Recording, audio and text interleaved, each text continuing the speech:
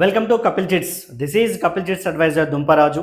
ఈరోజు మనం మాట్లాడుతున్న టాపిక్ ఏంటంటే 2 crores 50 months, 2 కోట్ల చిట్టి 50 నెలలు.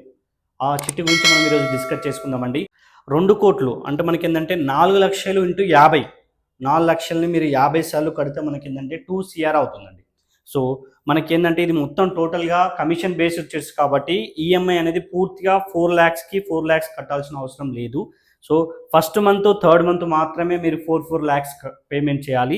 రిమైనింగ్ మొత్తం కూడా మీకు ఏంటంటే 2,60,000 పేమెంట్ చేస్తే సరిపోతుందండి.